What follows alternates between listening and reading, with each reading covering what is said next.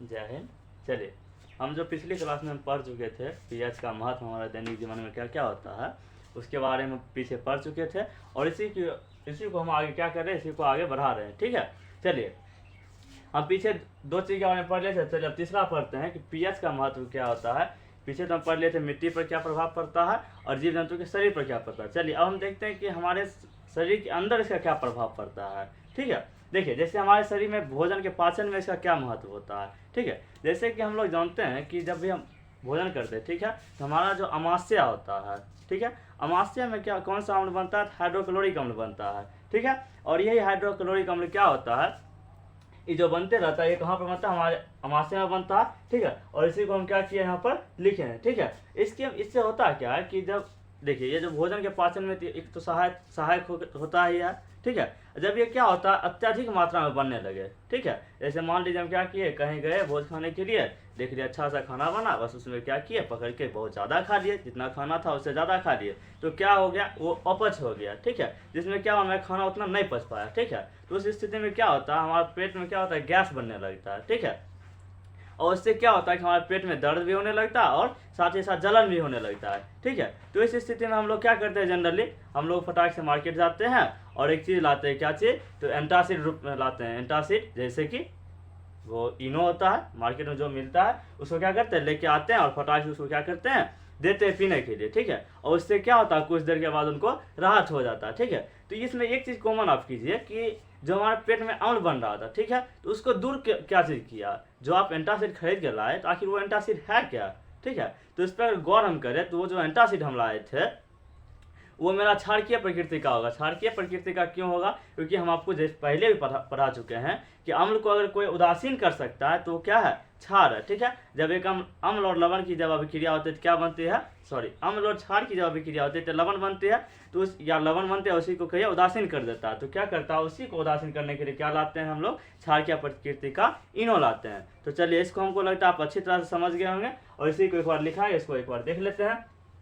देखिए हमारे पाचन तंत्र में पीएच का महत्व क्या है। देखिए हमारा उधर कौन सा अम्ल करता है उत्पन्न, हाइड्रोक्लोरिक अम्ल, जैसा कि हम यहाँ पर लिख चुके हैं और आपको समझा भी चुके हैं। और साथ ही साथ जो क्या करता है, भोजन के पाचन में क्या करता है, सहायक होता है। जब हम क्या करते हैं, अत्यधिक खाना खा लेते तो अपच की स्थिति होता है। ठीक है, उसके कारण क्या होता है, चाहे पेट में दर्द हो चाहे जलन का अनुभव होने लगता है। ठीक है, और इसी दर्द से मुक्ति के लिए हम क्या करते हैं, एंटासिड लाते हैं। एंटासिड के रूप में चाहे तो आप इनो भी लाते हैं। ठीक है, जो कि कैसा प्रकृति का होता है, क्षारकीय प्रकृति का होता है। ठीक है, और ये क्या करता है, जब आपस में दोनों क्या करते हैं, अभिक्रिया करते हैं, तो ये क्या कर देते हैं, उदासीन कर देते हैं। और इसी क्षारकीय प्रकृति जो इनो लाते हैं, इसी को कहते हैं मिल्क ऑफ मैग्नीशिया। ठीक है, इसी का सूत्र जो हम बार बार यूज करते थे, MgOH का होल 2, ठीक है, इसी को हम कहते हैं मिल्क ऑफ मैग्नीशिया, या फिर इसी को कहते हैं इनो। ठीक है, इसको याद रखिएगा क्योंकि ये बार बार एग्जाम में पूछे जाते हैं। ठीक है, चलिए ये तो हो गया। अब देखिए दूसरा है पीएच परिवर्तन के कारण दांत पर क्या प्रभाव पड़ता है। ठीक है, हम तो देख लिए पेट में क्या प्रभाव पड़ता है, अब देखते हैं हम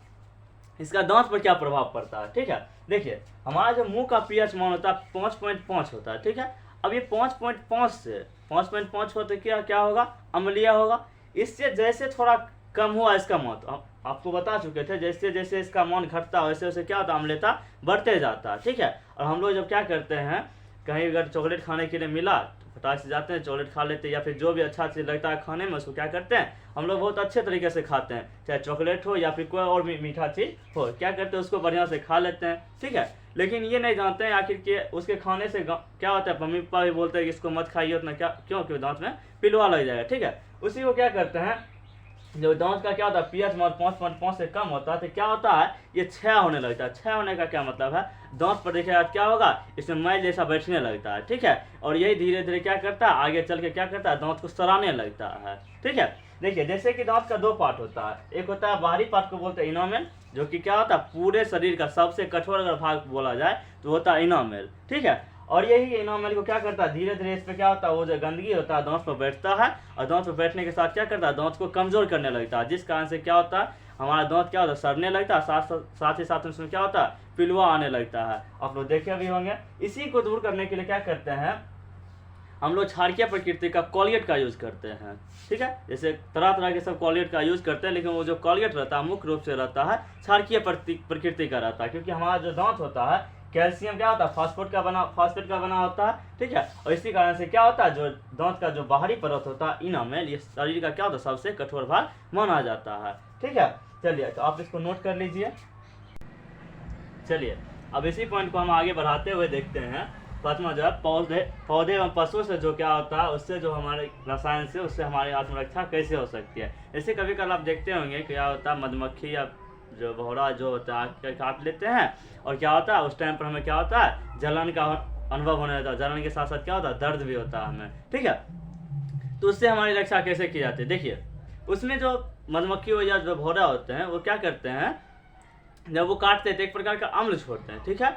और वो जब अम्ल छोड़ते हैं उसी के कारण क्या होता है, हमें जलन का अनुभव होता है, साथ क्या होता है, दर्द का भी अनुभव होने लगता है। तो आपको हम शुरू में बता चुके हैं कि क्या जब अम्ल छोड़ा तो उसको मतलब क्या होता है, उदासीन करने के लिए हमें क्या चाहिए, किसी न किसी प्रकार का क्षार चाहिए, ठीक है।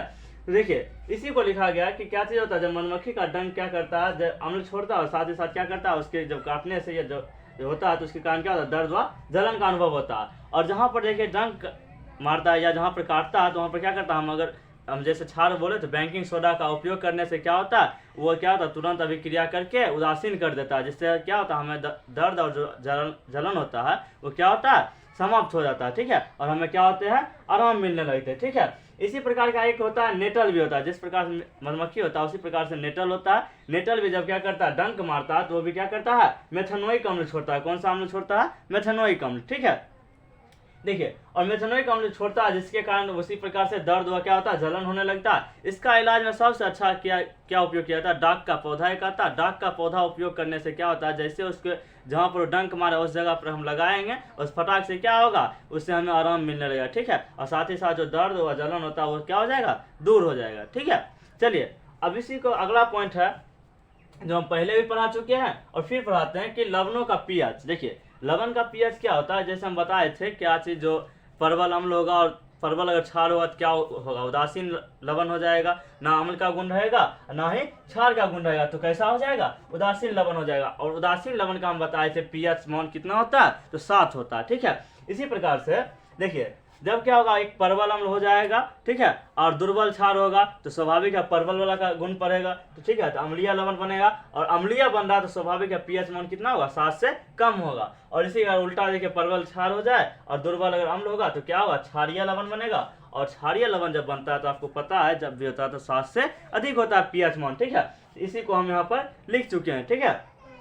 चलिए अब देखिए यहाँ से जो बना, अब देखिए क्या होता है, अम्ल और क्षार जो अभिक्रिया करता है तो जो लवण बनाता है, उसी एक लवण का अच्छा सा एग्जाम्पल होता है NaCl। NaCl का मतलब होता है साधारण नमक, जो हम लोग क्या करते हैं घर में यूज करते हैं, ठीक है।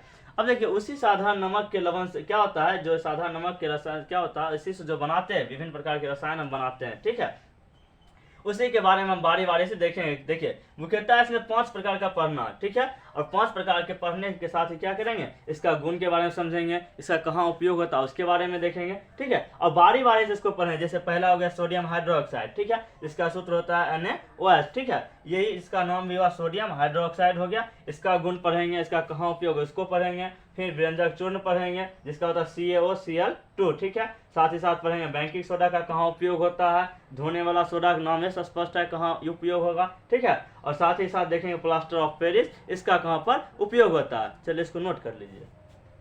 चलिए हम जो साधारण नमक से जो रसायन बनाने वाले थे उसी को पहला देखते हैं। पहला जो मेरा था सोडियम हाइड्रोक्साइड, जिसका सूत्र क्या था, NaOH, ठीक है। चलिए इसी को हम बनाते हैं। सबसे पहले इसके लिए करना क्या होगा, जो नमक होता है NaCl, उसका क्या करना होगा, जलिया क्या करता है, उसका जलिया विलयन बनाना होगा, मतलब जल में डाल के उसको क्या करना होगा, घोल बनाना होगा। और साथ ही साथ उसमें क्या करना होगा, क्या होता है सबसे उसमें विद्युत धारा प्रवाहित करना होगा, ठीक है, जैसा कि हम यहाँ पर लिख चुके हैं, ठीक है। और जब ये विद्युत धारा प्रवाहित करेंगे तो इससे होगा क्या चीज, जो Na क्या होगा, अलग हो जाएगा, और Cl जो होता है साधारण नमक का जो सूत्र होता है NaCl, ठीक है, ये दोनों क्या होंगे, बारी बारी से अलग हो जाएंगे, ठीक है। और यही अलग जब हो जाएगा तो क्या होगा, Na अलग हो जाएगा और Cl अलग हो जाएगा, ठीक है। तो चलिए इसी को देखेंगे कि कैसे कैसे ये अलग होते हैं। और साथ ही क्या करेगा, यही जाके क्या करेगा, सोडियम हाइड्रोक्साइड बना लेगा और Cl क्या होगा, अलग मुक्त हो जाएगा, ठीक है। इसी को हम बारी बारी से देखते हैं। देखिए जब क्या करते हैं, जब सोडियम क्लोराइड, देखिए सोडियम क्लोराइड जो होता है इसमें क्या किया है, जलिया विलयन बना लिए हैं, किसका, सोडियम क्लोराइड का, ठीक है। ये बना लिए हैं जब हम, तो क्या करते हैं इसमें देखिए इसको क्या करते हैं, जब सबसे पहले क्या विद्युत धारा प्रवाहित करना है, तो यहाँ पर क्या किया, एक बैटरी से जोड़ लिए, जिसमें क्या होता है, एक प्लस होता है एक माइनस होता है। तो प्लस वाले को हम बोलते हैं एनोड और माइनस वाले को बोलते हैं हम कैथोड, ठीक है। ये प्लस हो गया क्या चीज, एनोड, और माइनस हो गया कैथोड। इसी में जब हम क्या करते हैं NaCl का जब जलीय विलयन आता है, ठीक है, जिसमें क्या होता है, जब ये NaCl में विद्युत धारा प्रवाहित करते हैं तो ये क्या होता है, अपने अपने आयनों में क्या होता है, टूटने लगते हैं। तो हम जानते हैं कि Na क्या होता है, प्लस होता है, क्या होता है, प्लस, और Cl क्या होता है, माइनस। तो देखिए ये क्या होता है, Na क्या करता है, और साथ ही साथ जो जल में घुला हुआ है, तो जल का सूत्र क्या होता है, H2O होता है, ठीक है। तो ये क्या करता है, Na जो है अपने अपने आयन में टूट जाते हैं, और जैसा कि हम जानते हैं कि H भी क्या होता है, प्लस होता है, और वो क्या होता है, माइनस होता है, ठीक है। तो ये क्या करता है, Na जो है एक क्या करता है, इसको Na जब जैसे ही अपने अणु के साथ टूटा, NaCl टूटा, तो क्या करता है, एक O और एक H के साथ क्या करता है, लेके कैथोड के पास चला आता है। कहाँ चला आएगा, क्योंकि ये प्लस वाला है, तो स्वाभाविक है कहाँ जाना चाहेगा, माइनस के पास जाना चाहिए, क्योंकि प्लस प्लस में क्या होता है, दूरी होता है, मतलब विकर्षण होता है। कभी भी प्लस प्लस आपस में नहीं आ सकते, या माइनस माइनस आपस में नहीं आ सकते, जब भी आएंगे तो एक दूसरे के उल्टा आएंगे, ठीक है। तो उसी के कारण क्या होता है, Na क्या करेंगे, एक OH के साथ क्या करेगा, कैथोड के पास पहुंच जाएंगे, ठीक है। और साथ ही साथ क्या करें, Cl जैसे माइनस है, तो माइनस कहाँ जाना चाहेगा, प्लस के पास, तो ये कहाँ पर जाके मुक्त होता है, एनोड पर जाके, ठीक है। और एक जो हाइड्रोजन गैस बचा है, ये भी प्लस है, प्लस कहाँ जाना चाहेगा, कैथोड के पास। स्वाभाविक है क्योंकि ये प्लस है तो कैथोड के पास जाना चाहेगा, ठीक है, क्योंकि कैथोड क्या है, मेरा माइनस है, ठीक है। इसी प्रकार से क्या करता है, ये आपस में क्या करते हैं, टूट करके Na और Cl आपस में टूट करके क्या करते हैं, सोडियम हाइड्रोक्साइड बनाते हैं। देखिए इसी प्रकार से हम यहाँ लिखे हैं, NaCl क्या करता है, जब जल के साथ क्या करता है, इसमें जब विद्युत धारा प्रवाहित करते हैं, ये आपस में क्या करते हैं, इसके अणु टूट जाते हैं। Na क्या करता है, इसके जो एक H और O के क्या करता है, लेके साथ में आपस में अभिक्रिया करके क्या बनाता है, NaOH बनाता है। और साथ ही साथ यहाँ जो Cl टूट गया था, ये कहाँ पर मुक्त होता है, तो देखिए ये माइनस है, तो माइनस है कहाँ पर मुक्त होगा, एनोड पर। कहाँ पर होगा, एनोड पर, ठीक है। और साथ ही साथ ये क्या है, H2 प्लस है, और प्लस H कहाँ पर मुक्त होगा, कैथोड पर, ठीक है। इसी को हम लिखे यहाँ पर, एनोड पर कौन सा मुक्त होगा, Cl2 हो जाएगा। ये जो Cl था ये कहाँ मुक्त होगा, एनोड पर, क्योंकि ये माइनस था, और कैथोड क्या अपने आप में ही माइनस है, तो इस पे कौन मुक्त होगा, प्लस वाला हाइड्रोजन क्या है, प्लस वाला है, तो उस पे कहाँ पर मुक्त होगा, कैथोड पर, ठीक है। और कैथोड के पास ही क्या करता है, इसका जलीय विलयन बनता है, NaOH का क्या बनता है, जलीय विलयन। तो देखिए इसी को हम देख ले, क्या चीज, जो सोडियम क्लोराइड था, नमक से हम क्या बना लिए, NaOH, मतलब सोडियम हाइड्रोक्साइड हम बना लिए, ठीक है। इस समीकरण को ठीक से देखिए और इसको समझिए, ठीक है। देखिए अब इसका उपयोग कहाँ कहाँ होता है, देखिए अब इससे जो हमें प्राप्त हुआ है, ये जो अभिक्रिया हुआ, इससे क्या क्या चीज प्राप्त हुआ, एक तो सोडियम क्या हुआ, सोडियम हाइड्रोक्साइड प्राप्त हुआ, साथ ही साथ Cl2 प्राप्त हो गया, मतलब क्लोरीन प्राप्त हो गया, और साथ ही साथ क्या हमें प्राप्त हो गया, हाइड्रोजन गैस प्राप्त हुआ। तो देखिए हम बारी बारी से सभी का उपयोग हम देखते हैं कहाँ कहाँ उपयोग कर सकते। देखिए हाइड्रोजन का तो मुख्य रूप से देखा जाए तो ईंधन के रूप में इसका बहुत ही अच्छा उपयोग होने वाला, और इसको कहा जाता है भविष्य का ये ईंधन है, ठीक है। इसका कहने का मतलब क्या हुआ, देखिए आज जो सूर्य अभी इतना जो जल रहा है वो किसके कारण से, ये हाइड्रोजन के कारण से। इसीलिए क्या करता है, इसी हाइड्रोजन से क्या बनाता है, ईंधन लोग बनाते, ठीक है, हम लोग बनाते हैं, ताकि क्या हो, इससे क्या हो, आगे चल के हमें ईंधन के रूप में ये मिले, ठीक है। तो ये हाइड्रोजन का उपयोग कहाँ होता है, ईंधन के रूप में, ठीक है। अब देखिए ये तो हाइड्रोजन हो गया, अब देखते हैं किसका, Cl2 का। देखिए Cl2 का उपयोग कहाँ होता है, Cl2 का जो उपयोग होता है, जो क्लोरीन का उपयोग होता है, वो जल को शुद्ध करने में होता है। देखते हो कभी कल क्या होता है, जब जल गंदा होता है, नदी या तालाब का जब गंदा हो जाता है, उसकी शुद्धिकरण करने के लिए क्या होता है, उसमें क्लोरीन डाला जाता है, ठीक है। तो जल की स्वच्छता के लिए किसका उपयोग किया जाता है, क्लोरीन का। और साथ ही साथ पानी मिला जो क्लोराइड पाइप जो बनाते हैं, PVC का जो पाइप बनता है, उसमें भी क्लोरीन का उपयोग करते हैं, ठीक है। और क्लोरोफ्लोरोकार्बन, आप देखिए इसमें क्लोरो मतलब क्या, क्लोरीन हो गया, ठीक है। इसका भी उपयोग कहाँ करते हैं हम, ये Cl2 का उपयोग क्लोरोफ्लोरोकार्बन जब CFC है वहाँ पे इसका क्या होता है, उपयोग होता है, ठीक है। अब देखिए HCl का उपयोग देखिए एक तो औषधि बनाने में किया जाता है, ठीक है। जब क्या हमारे पेट में अत्यधिक क्षारीय प्रकृति जब निकलने लगे, जिस प्रकार से अम्लीय निकलता है, उसी प्रकार से जब लीवर क्या करता है, क्षारीय प्रकृति छोड़ता है, तो उस टाइम में क्या करता है, HCl का उपयोग किया जाता है, ताकि किसके रूप में, औषधि बनाने के रूप में। साथ ही साथ इस्पात की सफाई करने में भी किसका उपयोग किया जाता है, तो HCl का उपयोग किया जाता है, ठीक है। इतना तो समझ गया। अब मेन हम देखते हैं किसका उपयोग, NaOH का, ठीक है। इससे क्या करते हैं, इसका कहाँ पर उपयोग करते हैं, तो इसका जो मेन होता है धातुओं से ग्रीज हटाने, जो धातु में क्या होता है, जो ग्रीज लग जाता है, जैसे जंग लग जाता है, तो उसको क्या करते हैं, धातुओं से ग्रीज हटाने के लिए किसका उपयोग करते हैं, NaOH का, ठीक है। और साथ ही साथ साबुन बनाने में भी और कागज बनाने में, ठीक है। तो देखिए यहाँ समझ गए। अब देखिए अगर दोनों का मिक्स हो जाए, चाहे NaOH का और Cl2 का अगर दोनों मिक्स करके बनाया जाए तो उसमें क्या, देखिए मुख्य रूप से जो भी Cl2 है, देखिए जो जल के साथ या कोई भी गंदगी जहाँ पर है, ठीक है, उसमें जो जीवाणु रहते हैं, जो भी बैक्टीरिया जो भी रहते हैं, उसको क्या करने, नष्ट करने के लिए काम आते हैं। इस प्रकार से चाहे इसका देखिए क्या होता है, घरेलू व्यंजक में या वस्त्र जब उसको क्या करते हैं, बढ़िया से उसको सफाई करते हैं, उस टाइम भी करते हैं, जैसे चमड़ा वमड़ा सफाई करने में क्या करता है, इसी व्यंजक चूर्ण का उपयोग करते हैं, जैसे व्यंजित करने के लिए बनाते हैं। ठीक है, तो चलिए इसको एक बार पूरी अच्छे तरह समझ गए हैं, इसको आप लोग नोट कर लीजिए। चलिए उसी पॉइंट को हम आगे बढ़ाते हुए देखते हैं। दो तो हम चलिए दूसरा मेरा क्या चीज़ है, इससे पहले हम पढ़ लिए थे सोडियम हाइड्रोक्साइड।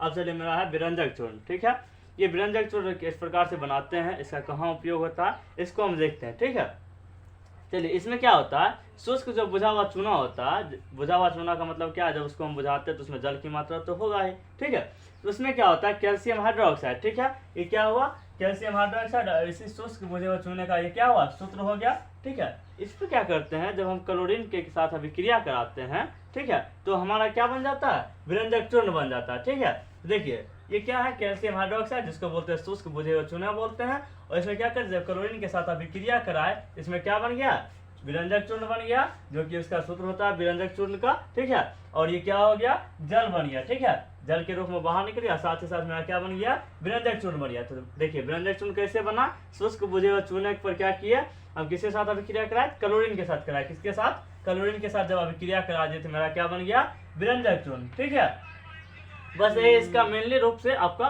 उपयोग है। ठीक है, चलिए अब देखते हैं इसका उपयोग कहाँ करते हैं। देखिए इससे पहले भी हम बता चुके हैं इसका कहाँ उपयोग करते हैं, चाहे कपड़ा क्या करने, कपड़ा व्यंजित करने में, ठीक है, चाहे सूती का कपड़ा हो या किसी और भी कपड़ा हो, तो उसको क्या करने में, व्यंजित करने के लिए, मतलब उसको क्या करना है, साफ सफाई करने में। ठीक है, साथ ही साथ जब कागज का फैक्ट्री होता है, जो हम लोग जानते हैं कागज किससे बनता है, पेड़ पौधे की लकड़ी से बनता है। ठीक है, और इसी पेड़ पौधे के लकड़ी में क्या करता है, जब उसको क्या करते हैं, बढ़िया से उसको साफ सफाई करते हैं, उसको एक ढांचा के रूप में देते हैं, जिससे क्या हमारा बन जाए, कागज बन जाए, तो उस फैक्ट्री में क्या करते हैं, उसको बढ़िया से बनाने के लिए उसको क्या करते हैं, व्यंजित करने के लिए हम इसका उपयोग करते हैं, व्यंजक चूर्ण का। ठीक है, साथ ही साथ व्यंजक चूर्ण का उपयोग होता है किसमें, तो औषधि बनाने में या रसायन जिसको बोलते हैं। ठीक है, जैसे कीटनाशक का कोई दवा बनाना है, ठीक है, तो उसमें भी क्या करते हैं हम लोग, व्यंजक चूर्ण का उपयोग करते हैं। ठीक है, देखिए ये हो गया।